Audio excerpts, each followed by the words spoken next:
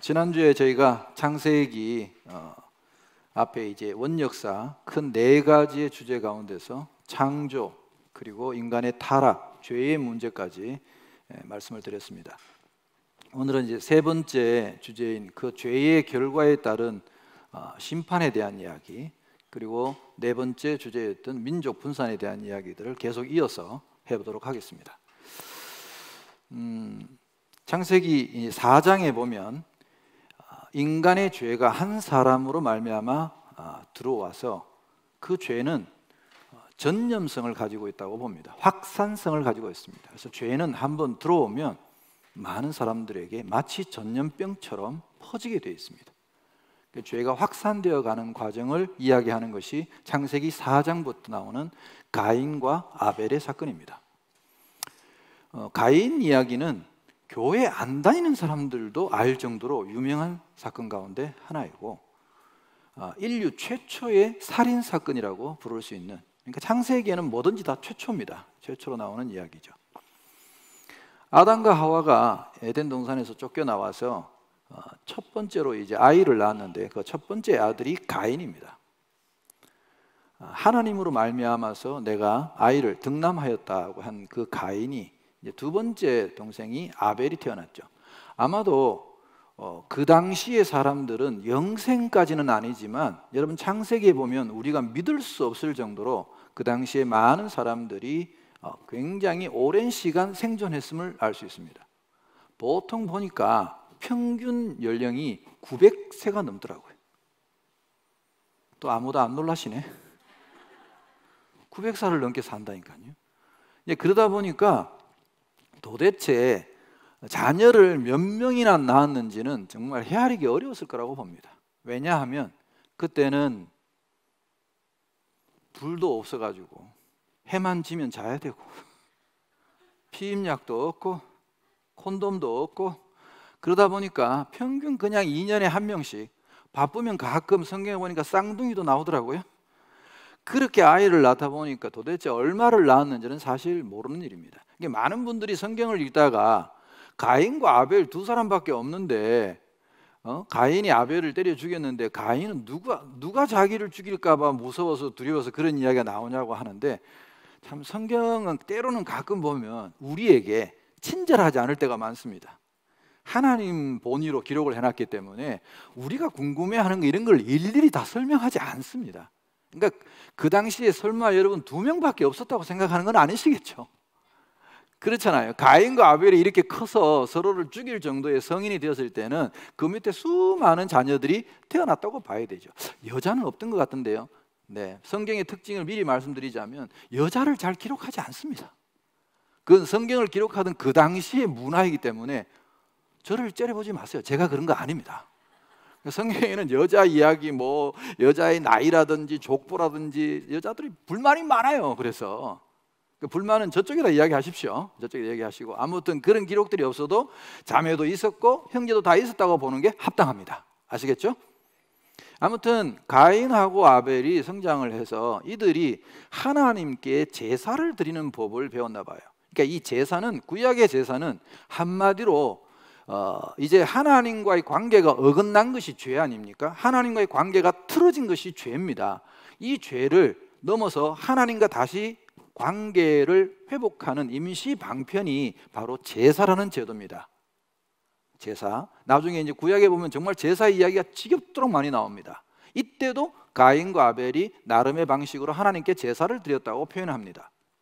성경에 보면 가인은 농사 짓는 사람이었다고 해요. 그래서 자기가 농사를 지은 그 열매 중에서 이제 뭐 하나님께 나름 선별을 해서 하나님께 그 곡식으로 제사를 드렸고, 또 아벨은 양 치는 자였다고 합니다. 양을 치는 목축업자였는데 자기가 치는 게 양이니까 또 양을 잡아가지고 하나님께 제사를 드렸다고 합니다. 근데 성경은 뭐 다른 배경 이야기를 하지 않고 그냥 어느 날부터인지 하나님께서 가인의 제사는 안 받아주시고 아벨의 제사는 받아주셨다고 그렇게 기록되어 있어요. 그러니까 많은 분들이 저한테 성경을 읽다가 이 질문을 해요. 가인의 제사를 하나님이 안 받고 아벨의 제사는 받았는지를 어떻게 아냐고. 그래도 어떤 신학자들은 제사를 지낼 때 뭐를 태웠는데 연기가 똑바로 올라가면 받아주는 거고 연기가 안 올라가고 흩어지면 안 받아주는 거 아닐까? 뭐 이렇게 말씀하시는 분도 계세요. 믿거나 말거나입니다. 그건 누구도 모르죠. 사실 그때 몰랐으니까. 그런데 여러분, 저는 한 가지 사실은 알고 있습니다. 여러분, 우리가 옛날의 제사가 지금 우리가 드리는 예배랑 정신이나 모든 게 동일합니다. 여러분, 예배 드릴 때 오늘 내가 하나님께 드리는 예배를 하나님이 받으시는구나, 그리고 혹은 이 예배를 오늘 하나님이 안 받으실지도 몰라 라고 정확하게 알 수 있는 사람은 누굴까요? 그렇죠. 첫 번째는 하나님이시고 두 번째는 누굴까요? 그렇죠. 자기죠. 본인이 알지 않습니까, 여러분? 예배 시간에 목사님이 설교하시는데 자꾸 집에 가스불 껐나 안 껐나 생각하고 뭐 이런 생각으로, 잡다한 생각으로 있는 분들이 그 하나님께 예배가 온전히 드려졌다고 믿으시겠습니까? 자기가 제일 잘 알았다고 저는 봅니다. 가인은 자기가 왠지 하나님 제사를 안 받으신다는 느낌을 받았을 겁니다, 아마도. 근데 왜? 아벨은 제사를 드리고 오면 마음이 충만해져서 기쁨으로 막 오는데 자기는 제사를 드리도 왠지 그 제사가 형식적인 것 같고 어떨 때는 지루하고 짜증도 나고.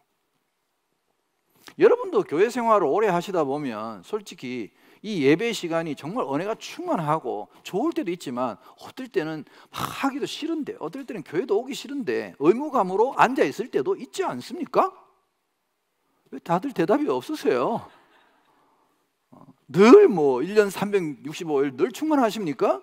그렇지 않잖아요. 본인이 잘 알잖아요, 어떤 느낌인지.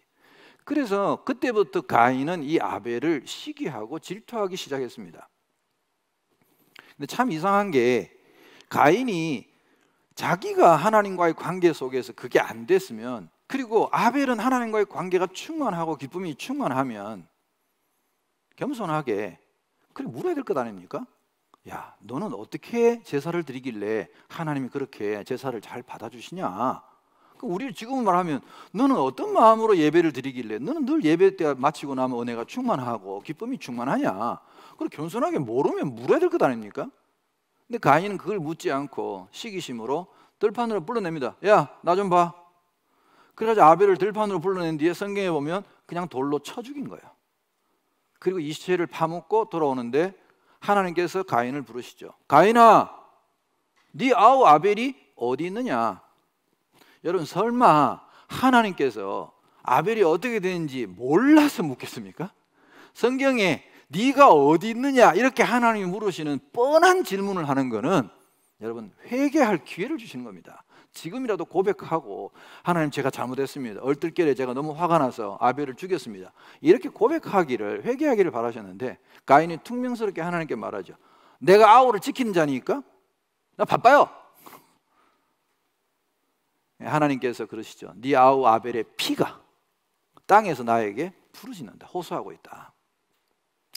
그래서 이제 가인은 인류 최초의 살인자가 되어서 이때부터 죄로 인해서 도망다니는 신세가 되었고 하나님께 저주를 받았죠. 하나님을 떠난 가인이, 여러분 성경에 보면 제일 먼저 한 일을 한번, 성경을 한번 찾아볼게요. 자, 창세기 4장 한번 다 펴보세요. 창세기 4장 16절부터 보겠습니다. 창세기 4장 16절. 가인이 여호와 앞을 떠나서 에덴 동쪽 놋 땅에 거주하더니 아내와 동침하매 그가 임신하여 에녹을 낳은지라. 가인이 성을 쌓고 그의 아들의 이름으로 성을 이름하여 에녹이라 하니라. 가인이 하나님께 쫓겨나서, 하나님을 떠나서 가장 먼저 한 일이 성을 쌓은 일입니다. 이건 굉장히 여러분 의미가 있습니다. 보통 여러분 우리가 좋아하는 시편에 보면 시편 중에서 거의 절반 이상을 다윗이 썼는데, 다윗의 시편 중에 우리가 찬양곡으로 복음성가로도 많이 부르는 가사 중에 하나님은 나의 산성이시다 이런 표현이 많이 나오죠. 하나님을 우리의 성으로 묘사합니다. 이때 성으로 묘사할 때 이 성은 다 하나님께서 나의 울타리가 되어주시고 하나님이 나의 보호자라는 의미입니다. 그런데 가인은 자기가 성을 쌓았습니다. 그럼 더 이상 하나님은 가인의 보호자가 아니기 때문에 이제부터 철저하게 가인과 그의 자손들은 자기 자신을 누가 보호해야 되는 겁니까? 자기가 보호해야 되는 거죠. 그래서 성을 쌓은 것입니다. 그래서 가인이 쌓은 이 성은 하나님과의 관계 단절을 의미합니다. 더 이상 하나님이 나의 보호자가 아니라는 선포이기도 합니다. 지금도 여러분 하나님을 믿지 않는 많은 사람들은 불안함과 두려움 속에서 자신을 보호하고 이겨내기 위해서 돈이라는 성을 갖고 있고 권력이라는 성을 가지고 있고 많은 성들을 자기 나름대로 쌓고 있죠. 지금도 마찬가지입니다. 이때로부터 인류는 지금까지 현재까지 두 종류의 사람으로 갈라집니다. 저는 이 세상의 인류를 딱 두 종류의 사람으로 구분합니다. 하나는 하나님을 보호자로 삼고 하나님을 믿는 사람들, 또 하나는 하나님을 믿지 않고 자기 자신의 힘을 믿고 자기 자신의 권력을, 돈을 믿는 가인 종류의 사람들이 이 세상에 두 종류가 있다고 저는 봅니다. 그래서 가인은 그 후손들은 성을 쌓고 문명을 만들기 시작하고, 이때부터 이 아벨 대신에 하나님께서 셋이라는 아들을 줘서 아벨의 계열의 사람들은 여전히 목축을 하면서 그렇게 한동안 많은 시간이 흐른 것 같습니다. 흘렀어요. 그래서 5장에 보면 갑자기 족보가 나옵니다. 아담의 족보가 나오는데, 성경에 간혹 중간중간에 잊어버릴만 하면 한 번씩 족보가 나오는데, 이 족보의 기능은 역사적으로 이것이 사실임을 정확하게 우리에게 인지시켜주는 그런 기능을 갖고 있습니다. 하나님의 사건과 하나님의 말씀이 그냥 허황된 옛날 이야기가 아니라 정말 실존 인물들이 살았던 역사적인 팩트임을 우리에게 보여주는 그런 귀중한 자료들입니다. 그래서 여러분 족보를 볼 때마다 그런 마음으로 좀 봐주시면 좋겠습니다.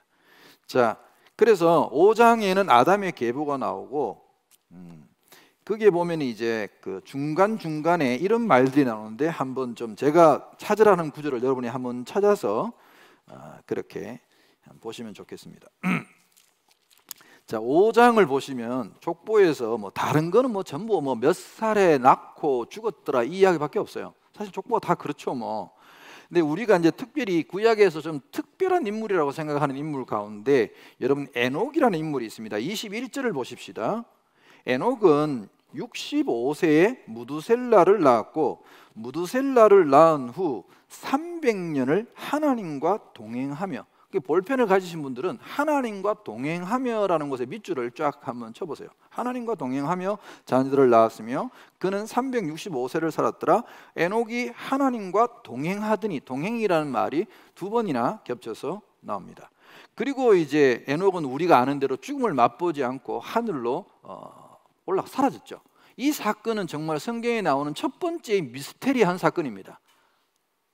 죽음을 맛보지 않고 사라질 수 없는 인간인데, 이 에녹은 하나님과 동행하더니 죽음을 맛보지 않고 그냥 365세, 그 당시 평균 900세 이상 살던 시대에 365세를 기점으로 사라졌습니다. 그래서 많은 신학자들은 이 에녹은 하늘로 승천했다고 그렇게 보고 있죠. 신비한 이야기입니다. 사실 이걸 아무도 정확하게 뭐라고 이야기할 수 있는 목사님들은 없다고 생각합니다, 저는. 아무튼 그리고 이제 족보의 끝에 무두셀라의 후손 중에서 노아라는 이제 자손의 이야기가 나옵니다.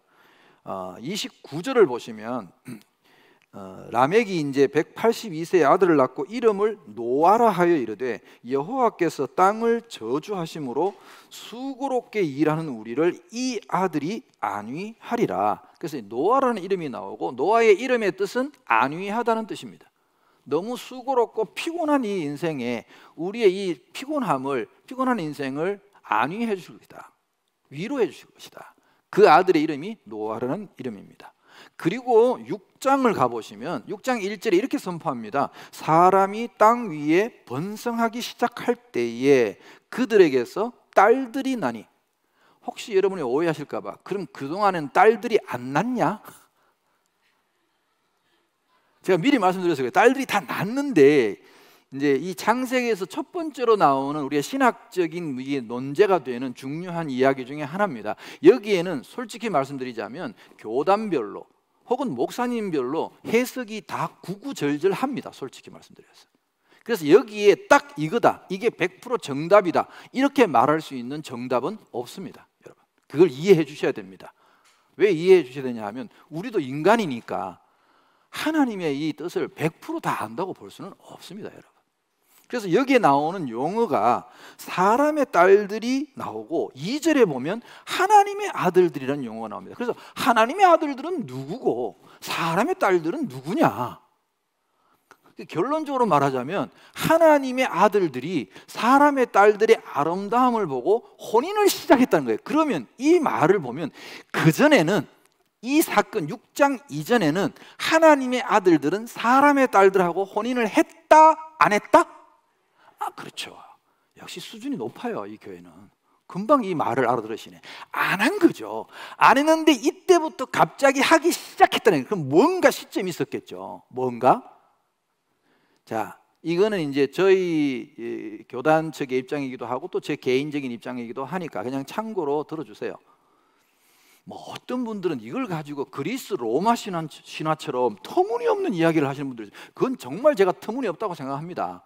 여러분, 그리스 로마 신화 같은 거 읽어보면 왜 신들이, 제우스라든지 이런 이제 신들이 인간의 모습으로 내려와 가지고 사람 여자를 사랑해 가지고 취해 가지고 뭐 영웅들을 낳고 뭐 이런 이야기가 그리스 로마 신화에 많지 않습니까? 마치 성경을 하나님의 아들들이, 뭐 천사들이 내려와 가지고 인간하고 어쩌고 저쩌고 해 가지고 뭔가 이렇게 영웅을 만드는, 이런 말도 안 되는 이야기를 하는 분들이 간혹 계세요. 간혹 계세요.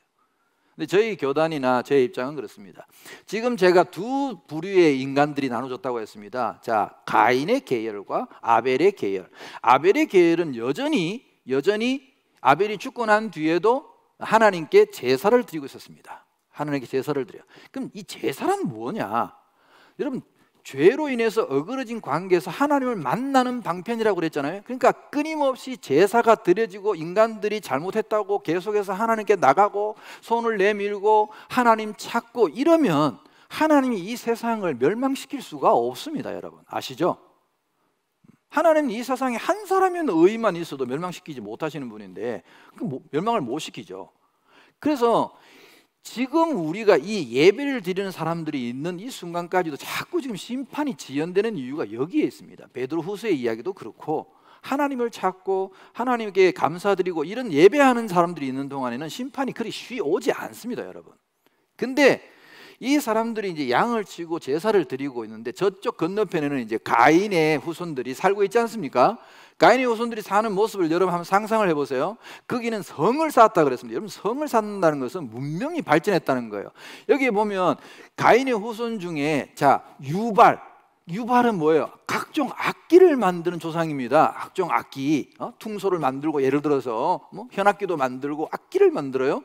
그리고 두발가인이라는 사람의 이름이 나오는데 그 두발가인은 심지어 철 다스리던 기계를 만들던 사람의 조상이라고 합니다. 그리고 이쪽에는 고대의 문명이 굉장히 발전한 어떤 세계를 이루었던 것 같아요. 도시 문화, 쉽게 말하자면 막 여자들을 위해서 각종 발명품도 만들고 화장품도 개발하고 막 이래가지고 여기는 화려한 도시의 불빛이 있었다고 상상하시면 됩니다.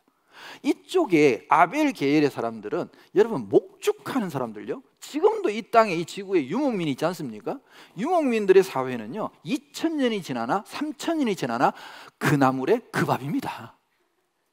별로 발전할 게 없어요. 여러분 아시다시피 그냥 하늘이 비를 내리면 맞고 풀을 내주면 양모해가지고 그 양 한 마리 잡아먹고 그냥 그렇게 자연인 상태로, 우리 자연인 많이 보시잖아요. 그 상태로 사는 거야. 발전이 없어.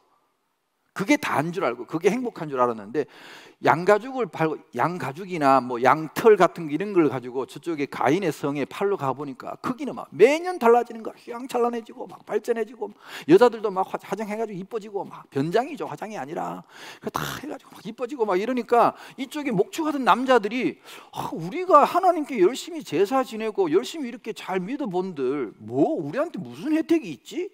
이런 회의가 들지 않았을까? 성경에 나와 있는 이야기가 아니니까. 그래서 왜 가끔 여러분 그런 생각 하지 않습니까? 저는 이게 제가 엉터리 상상이 아니라 우리도 신앙생활 하다 보면 여러분 중에 예를 들어서 가족들이 있고 친척들이 있고 형제들이 있으면 자, 형제들 사남매 중에서 나 혼자 우리 가정만 예를 들어서 예수를 믿는데 정말 교회에 열심히 충성을 다하고 11조도 열심히 드리고 하나님께 열심히 헌신했는데 우리는 맨날 모닝만 탄다? 그리고 집은 맨날 주공 아파트 15평짜리에서 살아.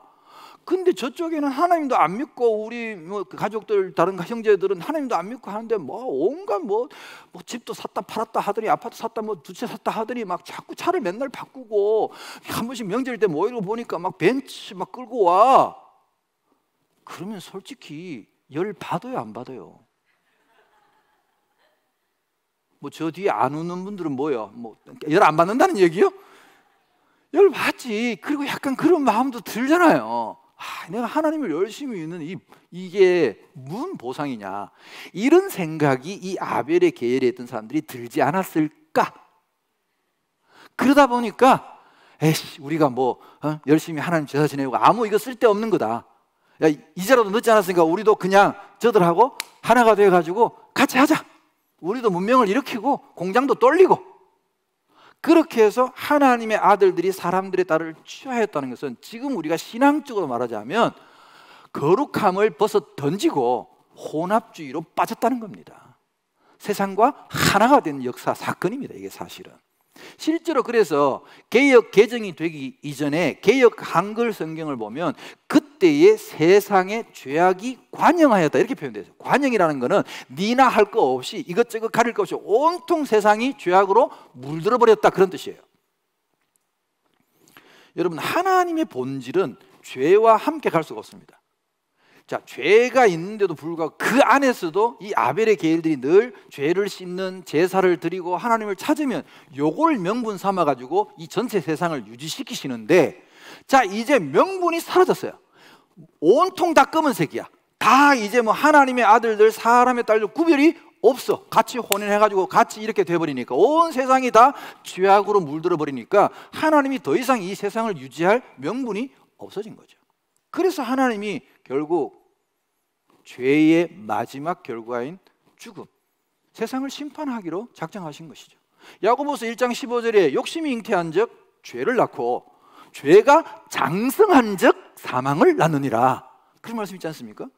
죄가 장성했다는 게 뭐예요? 죄의 확산을 말합니다. 죄가 다 퍼져가지고 이제 뭐 너나 할 거 없이 모두가 죄에 다 빠진 상태가 되어버리니까 이제는 남은 결과는 죽음밖에 없는 거죠. 그래서 하나님이 심판하시기로 작정한 것이 창세기 6장의 이야기입니다.